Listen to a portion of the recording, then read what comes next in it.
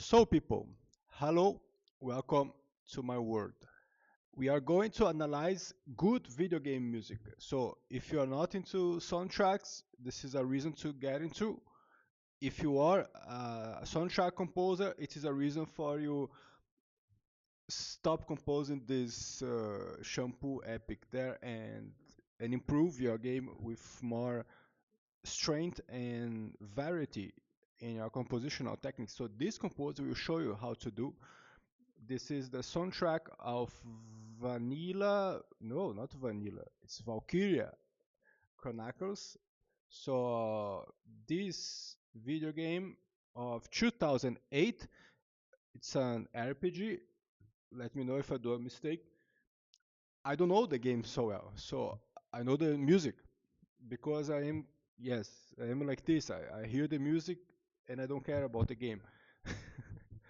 So it's the final battle. So it's the last movement.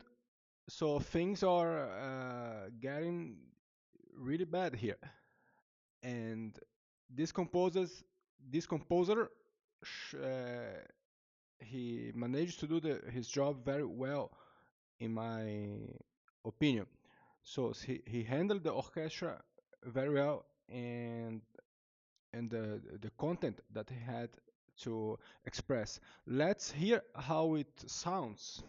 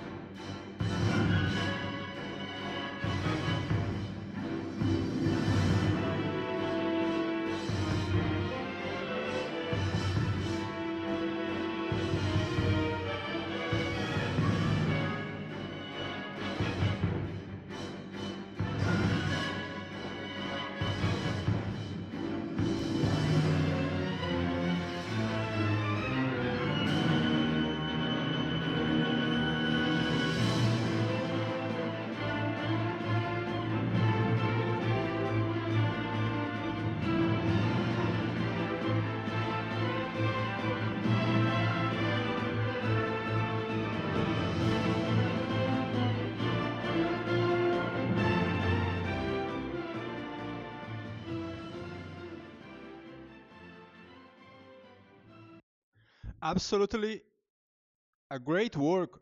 So I really like it. I really like it. After hearing this many, not so many, but many times,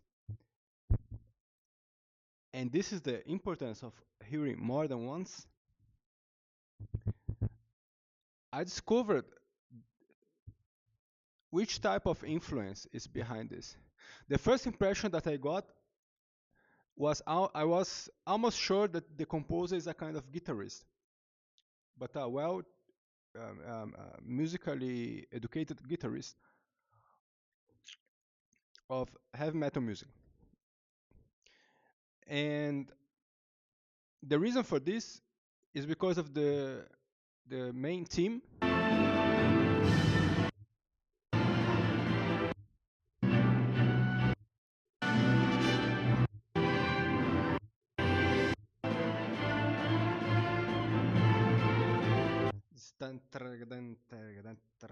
So this picking, do you understand? So paletada. It's like perfect. And then I started to wonder more, where does this influence come from for this chorus? Because this is not just like classical symphonic music. It's like the type of melody that we use in a national anthem.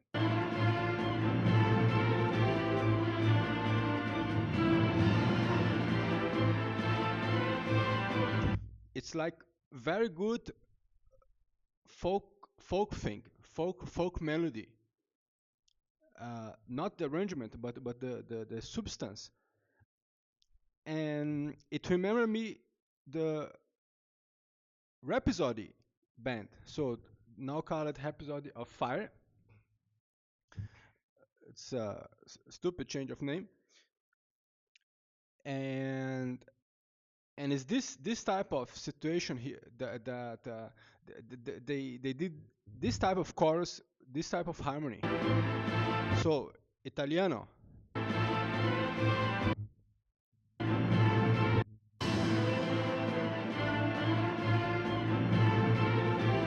So imagine someone singing this in a chorus, so with many men.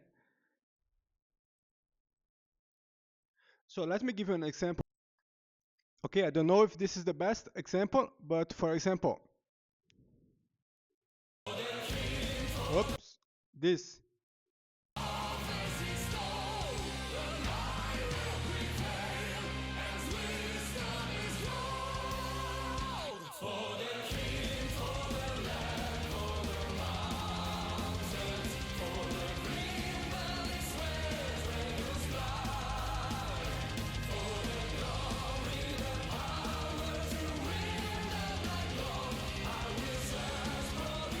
It's not exactly the same structure, but it's more or less this choral hymn structure. You have one line, the second line, so it's to sing. So perhaps I find even better examples of the Rhapsody, but I wonder if the composers is really not deep in this type of influence here.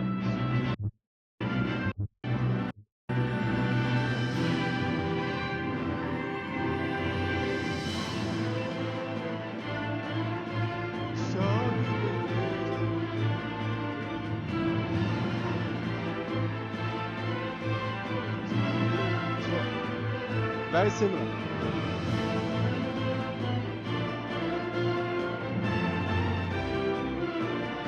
Okay, I will analyze the chorus better still later, but this is the first impression that is a composer of this background. But the cool thing is how good he composed from the orchestral point of view. It's of course not concert music, but I think it is the best that he could achieve for this medium and for this type of video game situation. So this is the point here in this video. And even better is the intro. So this is one of the best intro that I could mention now recently that I heard.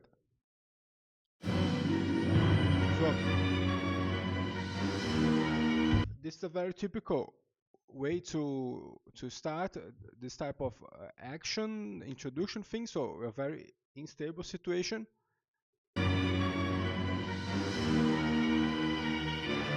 So then the bass they go for some autatonic or diminished chord,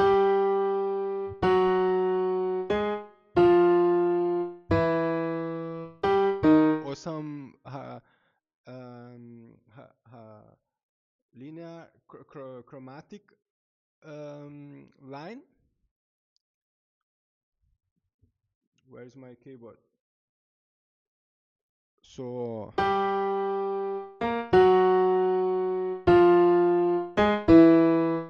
very deep, low, unstable, low brass. So the basses, they are the source of stability in the orchestra and tonal stability. So when they move like they are breaking, this gives a very dramatic feeling.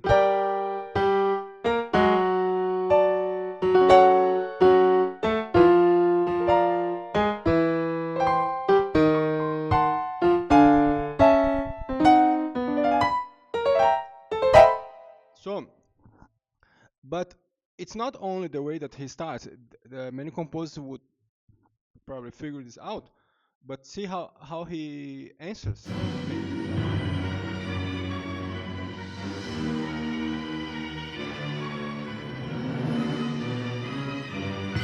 So he does an intensification. This is very important. Here, right here, he intensifies.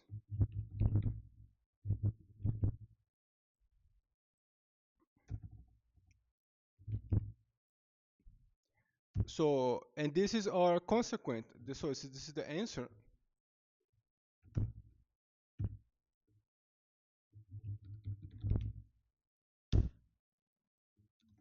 You know that I abuse the term consequent, but I am using in a more free way.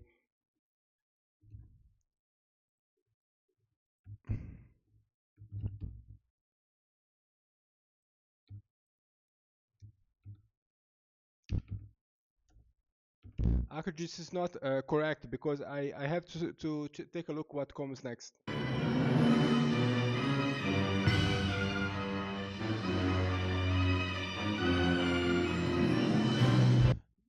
Okay, it is applicable. So we have a first section. So the introduction has a structure of antecedent and consequent because of the sequencing and transposing of this element here. So, and this is our intensification. It's also one of the most important, underrated concepts in form. Now,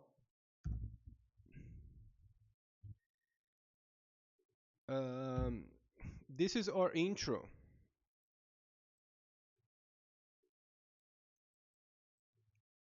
Then see what comes. Then now,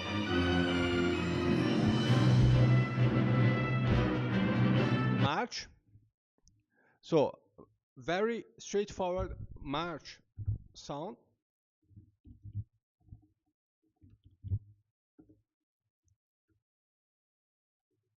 And still super mega important,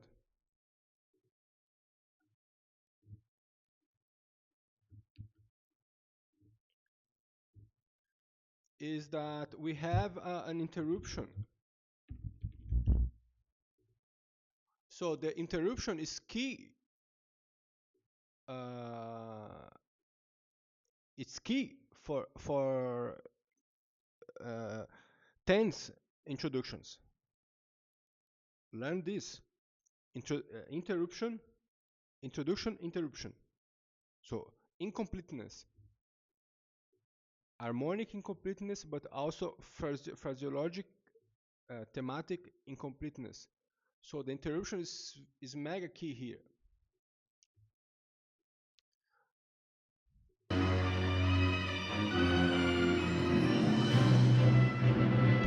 It's like he just switched the music.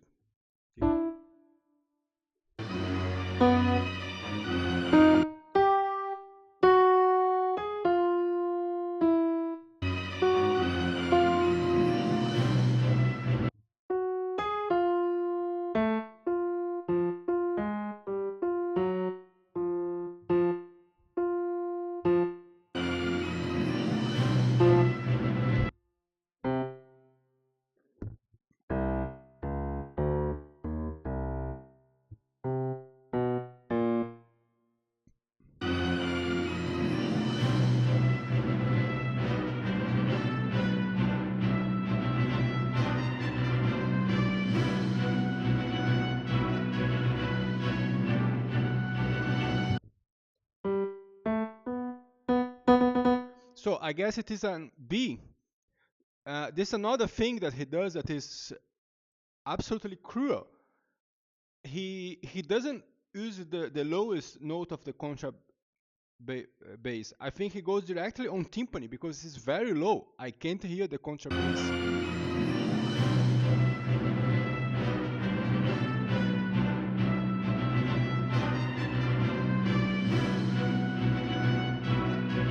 Oh, it's very hard to hear. The bass line is so deep, and then you have above the bass line you have a almost clustered.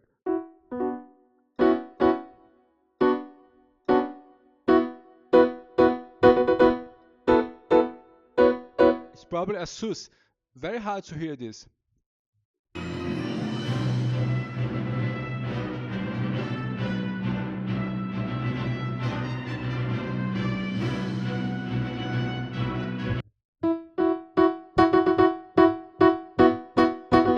Very probably a sus. So the sus chords, they are very good to make this percussive moments. Okay, not this is like music and this is like percussion.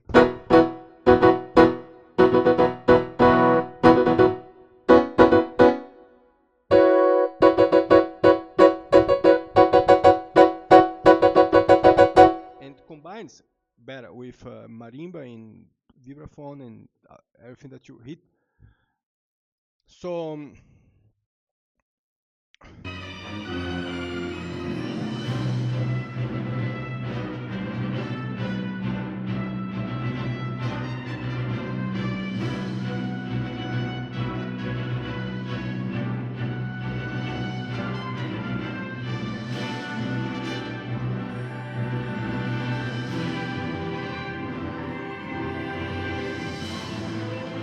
awesome. So here starts the transition.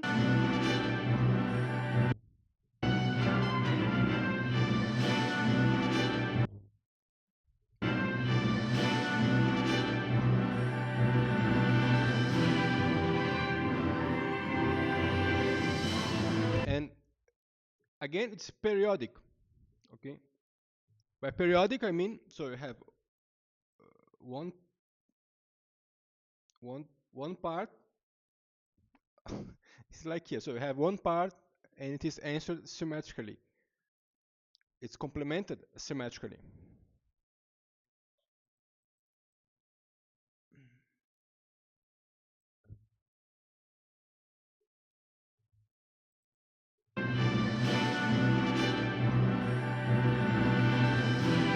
Again, another answer. And this, remember very well the Robocop OST. Are you so the main team? I will tell you why.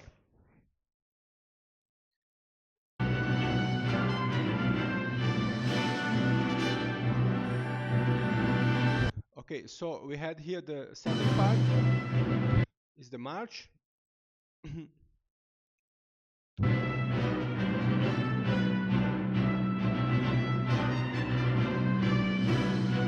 Then again, it is transposition.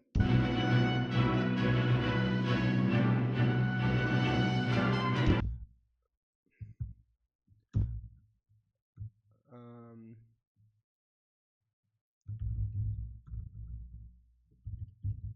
I don't know how exact this transposition is, but it's it's like the same, starting from a tone above, and again intensification in the consequent.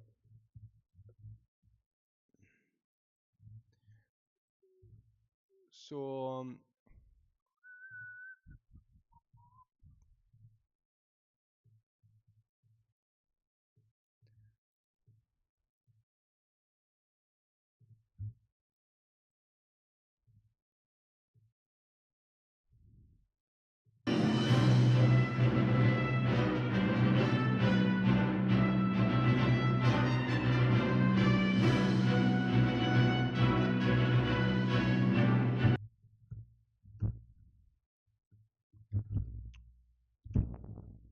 so to keep things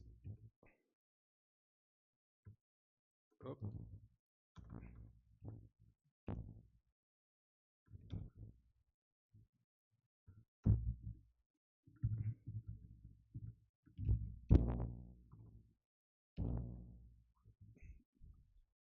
so to build some idea of the how the thing is structured,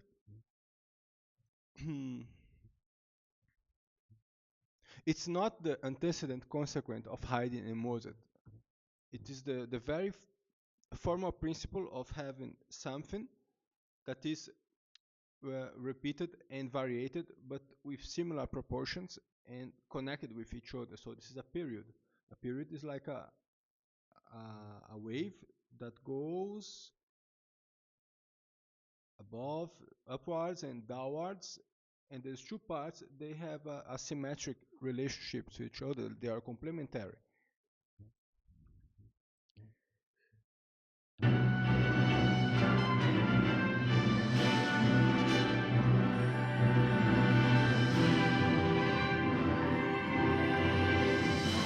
So this is a very important thing to notice about this um, introduction,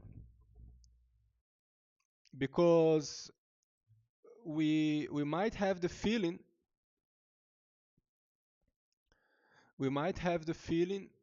that this is whatever, chaos, instability, do you understand? But it is a chaos, but it's a very well structured chaos from the formal point of view. Okay, very important to understand this. Now, then this is the transition.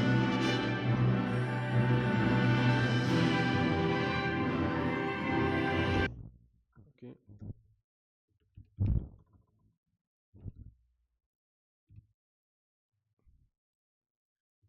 Transition and transition. So again, it is uh, in par, but it's not. This is also important to notice. It is not in this proportion. It's not in the same quantity, but in the same proportion. Let's say. So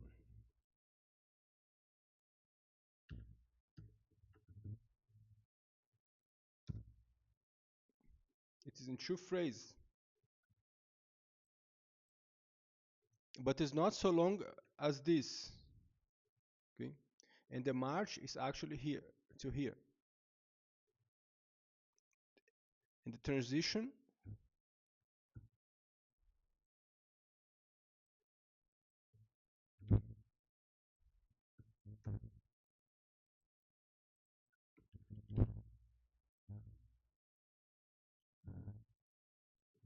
I think it's enough to understand that is in two parts. So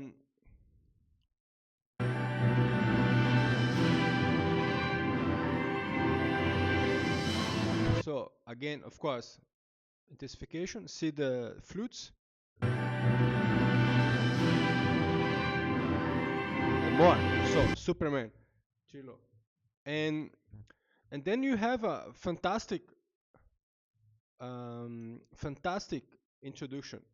Okay, so mega amazing. One of the best parts one of the best things that he did here in this music. So because imagine, so it is the final moment of the story, so you have to do this good. And where are my colors?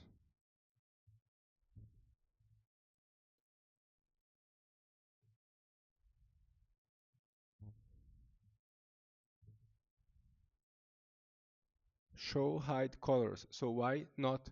Why not? Why not? So I don't know why, but I can do what I wanted because I want to give a different color to this. So failed,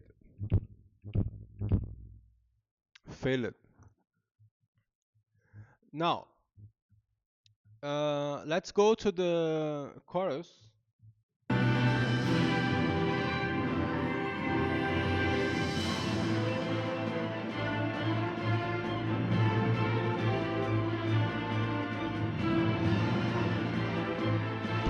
So why I call it a chorus, not a theme? Because in this case, it's really like a song. I don't call it a song, but it has a little bit of the song form. So preparation, so a build up, and the chorus. And the chorus is a melody that we can sing. So this is why it makes sense to call it a chorus. You can give words to it. And um, and this gives the similarity with the Robocop. Okay, I don't want to play the Robocop theme here, but it's still mega powerful motherfucker introduction. It's really whoa. It's very well done with the Robocop. And then you when you have the themes, it sounds like a chorus. Okay, so it's this mix between the song writing, so the song form and the instrumental music. It's what makes the charm of some of these soundtracks. Now, let's hear.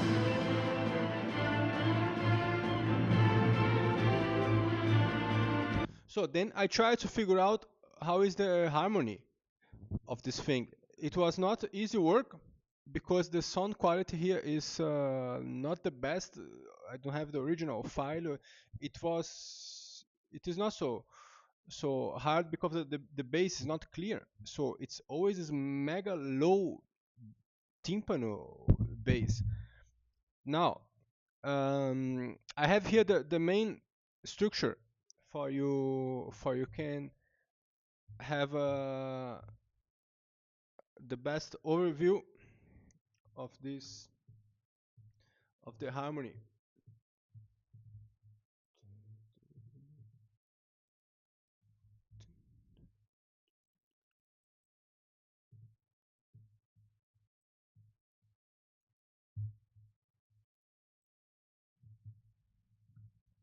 So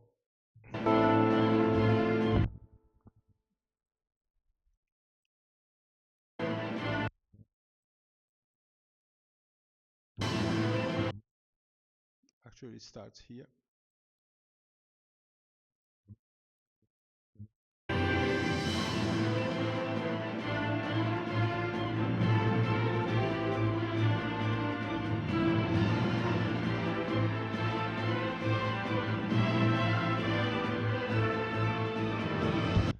So I gave my best to outline the harmony. If you hear better than me, let me know. But the harmony that you could pick out of this is this. So the chord progression. Um, I don't imagine something better.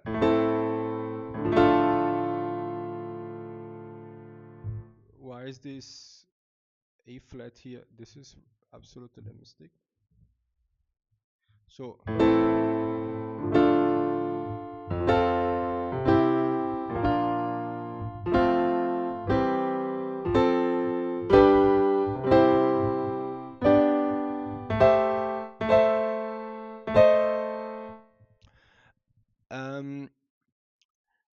can sing the theme over it. So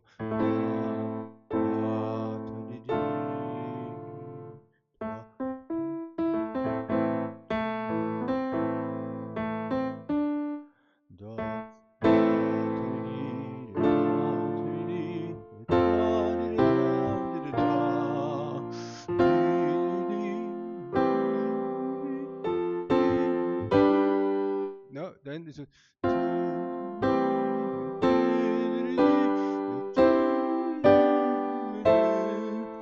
so awesome. So what I want to tell with this analysis is how important is the musical, melodic, harmonic substance for a great musical impression of this type. So what we have here is good quality folks music. So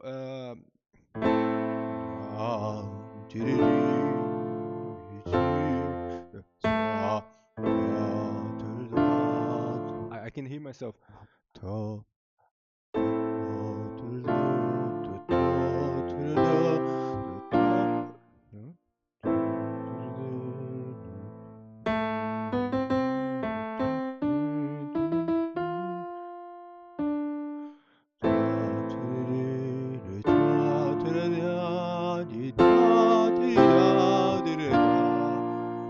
Whoa, this is very beautiful, man. Very beautiful. So like Monteverdi, or there's also a great composer from Brazil that composed some harmonies like this. So it's the Elomar Vieira Carvalho. So this guy here, one of the most beautiful.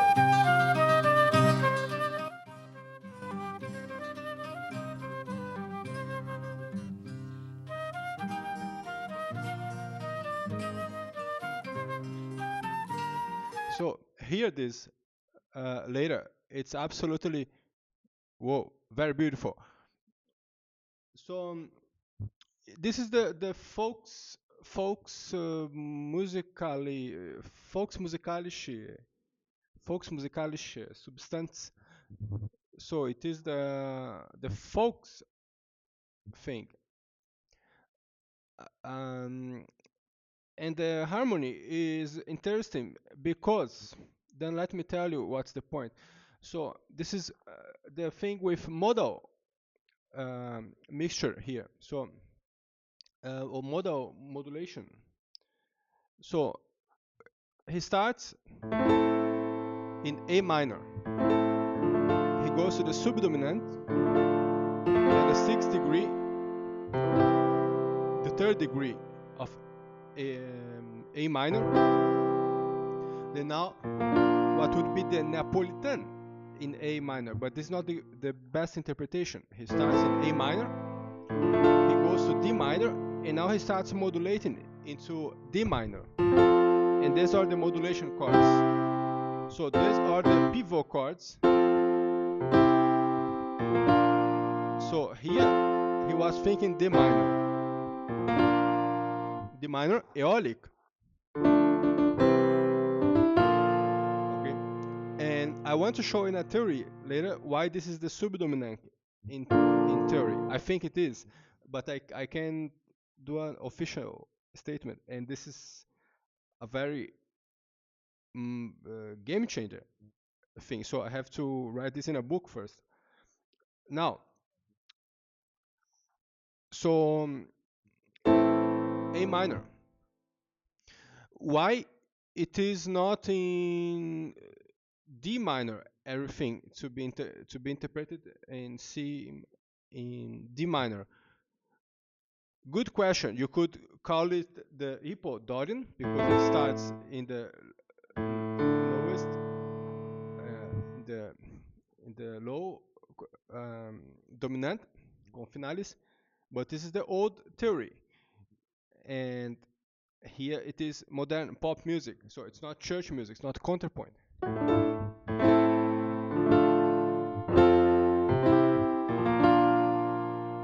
So a possibility is to understand this as a Dorian, aeolic, D minor aeolic, where he starts in the minor dominant.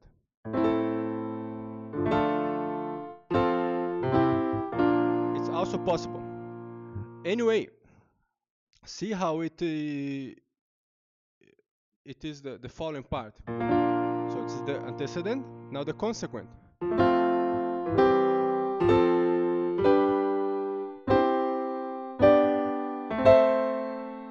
So he comes back to A minor, the dominant, but he goes using the natural seventh degree of the A minor Aeolian.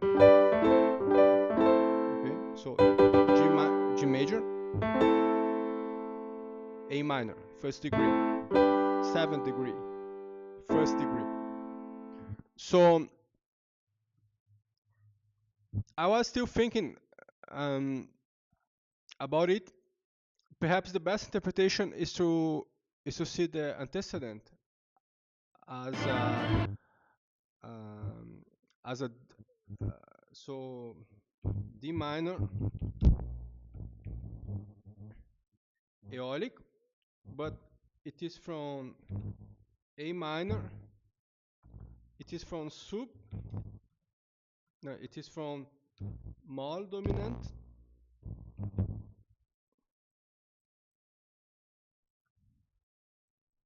to actually this is the Gegenklang, but I don't want to do a terminology that I don't know if you can use it. So this is the complicated thing with teaching music theory outside of a course. So let's call it like this. So uh, fifth and the big sixth degree. Okay.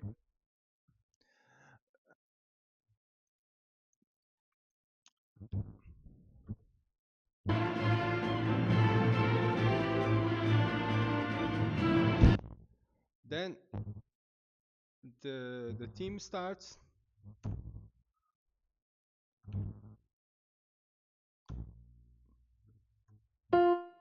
Then this is beautiful. So the relative major, it's a very non-complementary uh, harmonic field for the minor.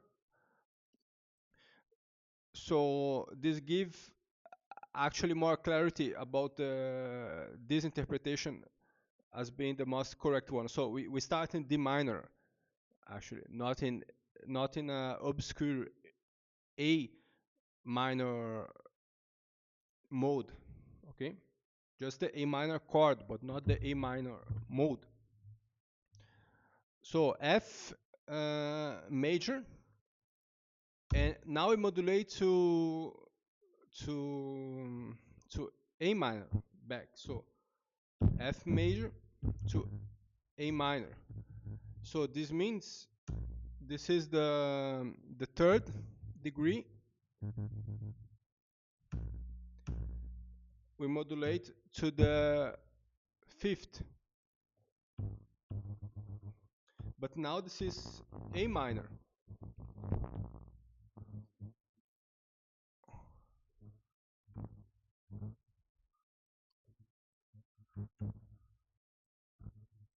How should I write in English? Aeolian or Aeolic? Let's keep the same pattern.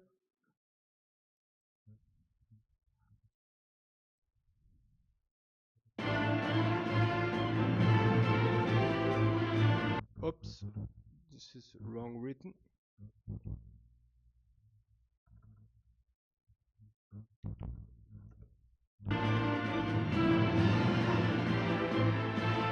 And by the way, it's a very important way of building modal teams like this, like very cantabile, lyric, periodic teams.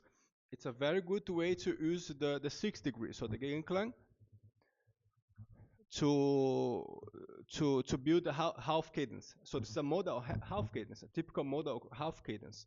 So I think Steve Harris knew this for a whole time, but never did a theory about this. So it is the correlate to the dominant chord in the half cadence of Joseph Haydn in an antecedent of a classic period, as we have in a sonata.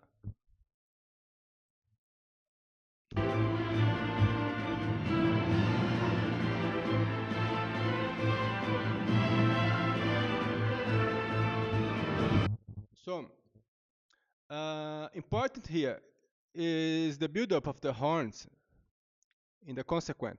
Let's see.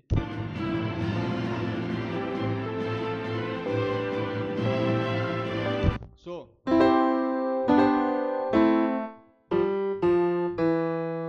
let's hear the horns.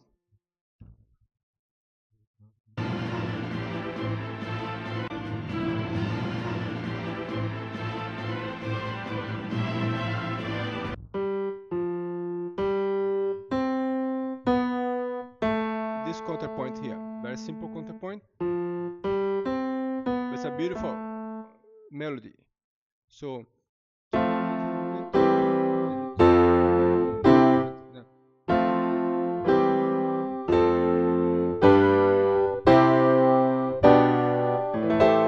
and then the thirds,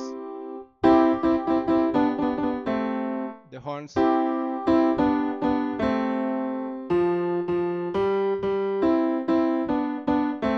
Okay.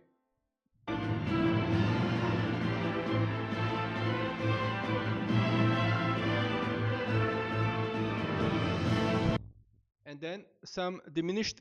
It's not clear if it is a seventh or just a triad, but you hear the violins, how they change. They change at the end. And so, why is this chord there? Because he finished in the same chord that he begins the theme. So he begins the theme in A minor, and he ends the chord, the theme in A minor. So now he needs some exchange.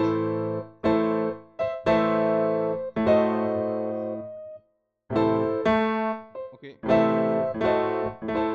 And he did this instead of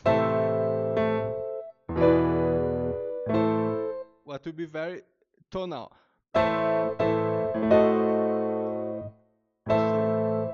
These are some techniques that we got more from the romantic music. So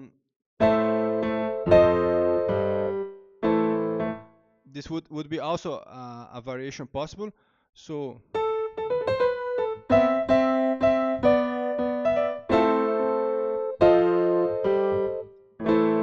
for example, then this is the reason why we have this alteration. Now, what is fascinating is the figure that he had, that he selected for the violins. Perfect. So it's actually a well-known figure, but he used this very well. There is an overture of Wagner, if I remember well, that uses this figure and still faster way, and it creates dissonance and tension. So this is a very important technique used in the symphonic poems of the Romantic period. So you start to hear this as actually as a cluster. Let's see if Wagner actually did this. If I remember well, it's Firenze is the first overture that he composed. Let's see what it is. Yes, it is the overture of Rienzi. I'm almost sure that is there, that I am not mistaken. Let's see if I did some observation here. I did some observation here. Here. Perfect.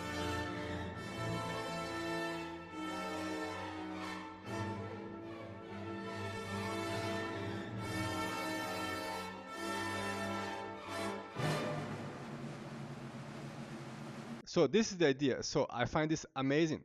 So one of his first works, the guy had some geniality. So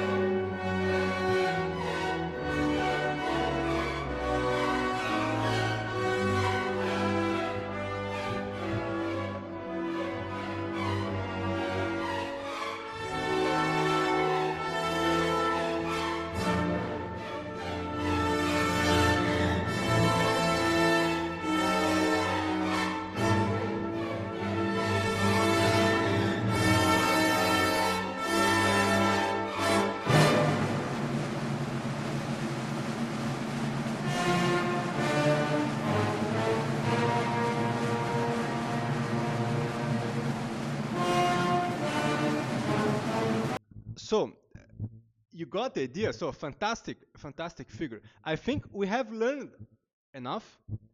47 minutes of video. Please leave a like, and this will motivate me to do the continuation and to upload for free on YouTube. And if I am not happy, I will I will leave on Patreon just for my students that already pay me money to learn with me. So remember to leave a like if you like it. Imagine that I am a sexy girl with bikini here explaining things to you, or if you are a girl, imagine that I am a cute cat uh, with a charming, sweet, and like a charming cat. So um, see you later. Thanks for watching, and learn with the next videos what you can do to improve your music with me. Thanks.